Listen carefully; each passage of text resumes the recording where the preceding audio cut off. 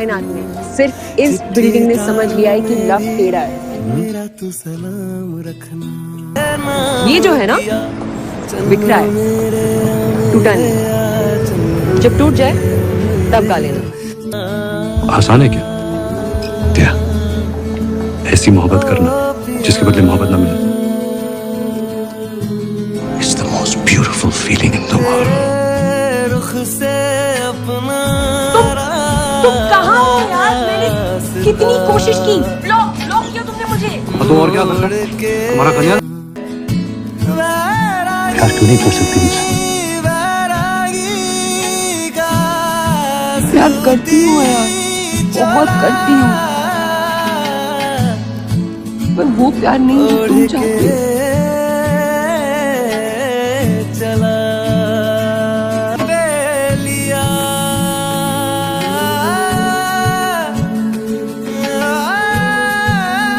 मर रही हूँ लुटपट्टी, आशिकी ने मुझे सिर्फ तबाही दी है। तुम तबाह होना चाहते हो? हाँ, मैं तबाह होना चाहता हूँ। और ये दोस्ती, ये मेरी ताकत है, आशिकी मेरी कमजोरी है। आज हम देखेंगे मोहब्बत क्या है। मोहब्बत एक अजीब सी फीलिंग है और दुनिया के हर इंसान को होती है, और जिसको नहीं होती उसको कोई मेंटल प्रॉब्लम होगी, वो अपना इलाज डॉक्टर से जाके करवाए। ठीक है, तो पहले हम एक कहानी पढ़ते हैं।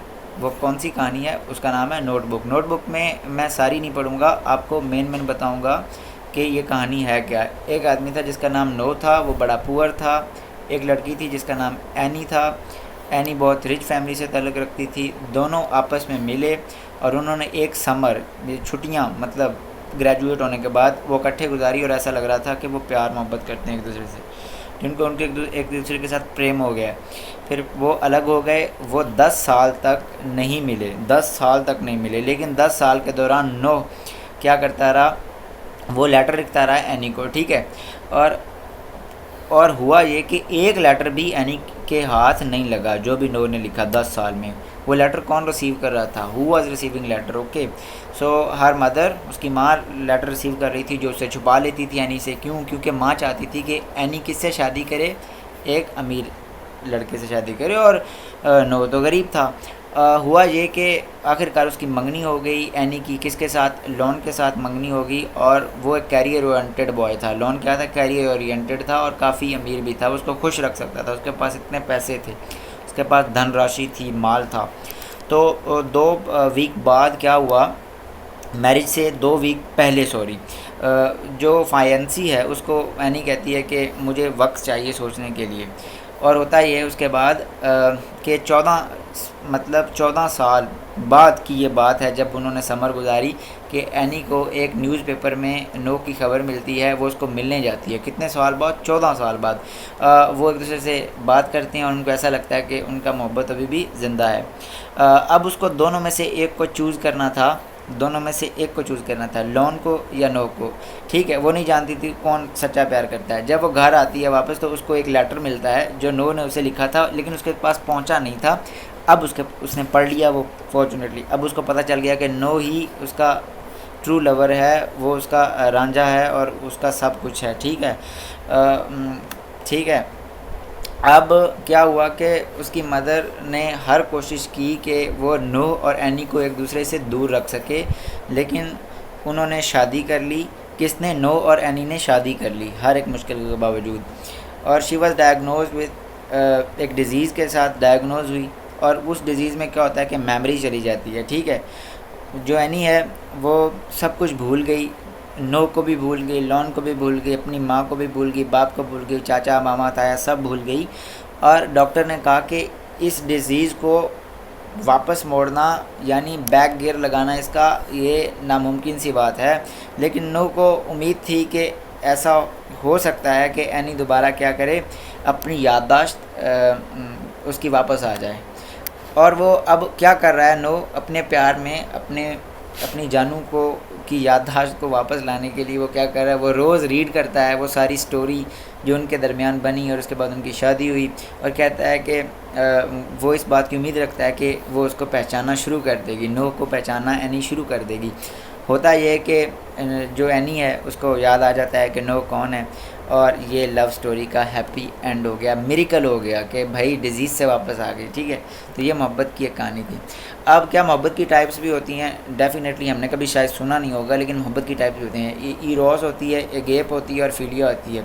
इरोस क्या टाइप होती है? लेकिन देखें, हम लोग अपोजिट जेंडर से प्यार करते हैं और हर एक आदमी उससे प्यार करता है जो उसको खूबसूरत लगता है। मतलब उसका कलर उसको खूबसूरत लगता है, या उसके होंठ लगते होंगे, नाक लगता होगा, कान लगता होगा, या आदतें लगती होंगी, आवाज़ लगती होगी। ठीक है, बड़े प्यार से धीमा धीमा बोलती है।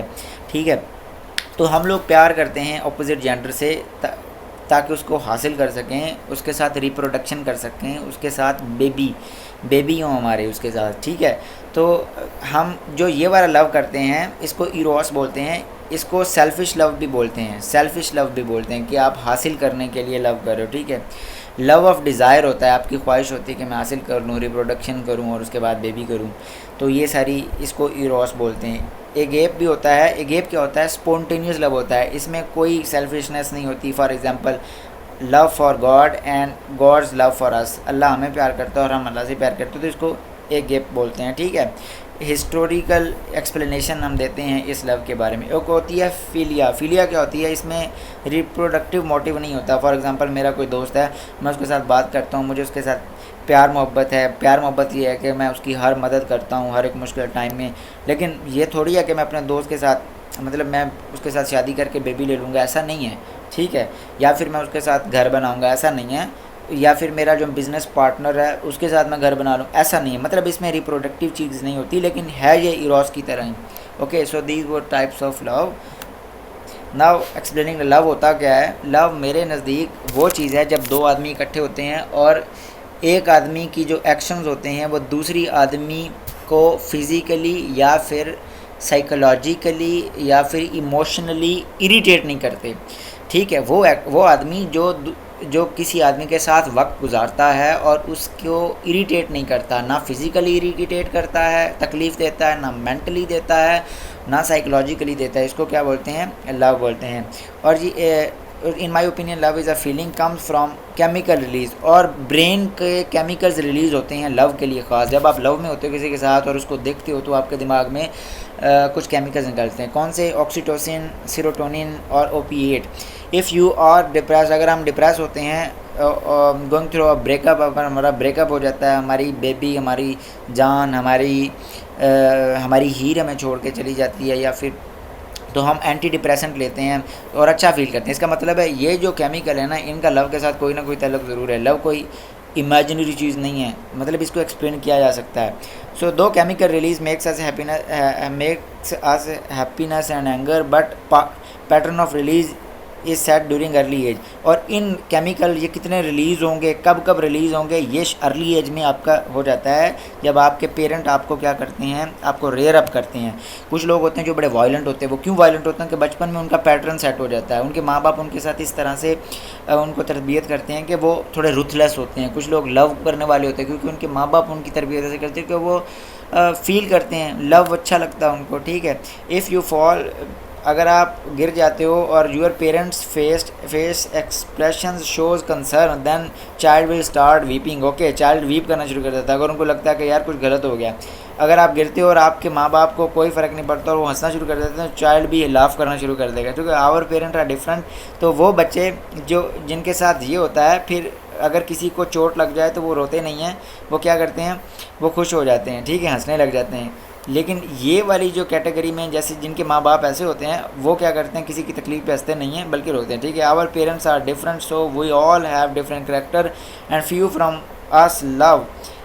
Okay, other take player by torturing humans. कुछ लोग ऐसे भी होते हैं जो टॉर्चर करते हैं लोगों को। और हिटलर जो था वो बचपन से पैदा होते ही हिटलर नहीं था, कमीना नहीं था, बल्कि बड़ा जब हुआ तो उसके साथ कुछ ऐसे इवेंट्स हुए, उसकी रेयर अप ऐसे हुआ कि उसका ट्रेजिक चाइल्डहुड उसकी काफ़ी हद तक वजह बना ब्रूटल बनने की। ठीक है, psychotherapy can make a brutal person into a more caring and loving. अगर आप ब्रूटल हो थोड़े, आपको फीलिंग नहीं होती, लोगों की तकलीफ़ आप महसूस नहीं करते, तो साइकोथेरेपी के ज़रिए से कर सकते हो। मतलब आप ऐसा सोचा करें, एक आम तरीका ये है कि अगर मैं उसकी जगह पे होता तो आप मुझे कैसा फ़ील होता है। ठीक है, रिलेशनशिप तभी सर्वाइव करते हैं जब इमोशंस हों, जब दोनों बंदे रिलेशन को कायम करना चाहें, एक दूसरे की केयर करें, प्यार करें। प्यार एक तरफ़ा नहीं होता, दो तरफ़ा होता है, मोहब्बत दो तरफ़ा होती है, याद रखना। ठीक है, हनीमून तो बहुत जल्दी एंड हो जाता है, लेकिन अगर लव ट्रू हो तो आप अपने हस्बैंड और वाइफ की हमेशा केयर करते हैं, और इवन कि वो मर जाए, उनमें से एक पार्टनर मर जाए तो दूसरा रोता है, वो कहता है कि उसका नेमुल बदल कोई भी नहीं है। ठीक है, अच्छी ज़िंदगी कौन सी होती है, याद रखिएगा, वो ज़िंदगी जिसमें आप नॉलेज हासिल करते हो कॉन्स्टेंटली और आप प्यार करते हो लोगों से। ये रसल ने कहा था, मैंने नहीं कहा। आई होप ये लेसन आपको अच्छा भी लगा होगा और आपने इन्जॉय भी किया होगा।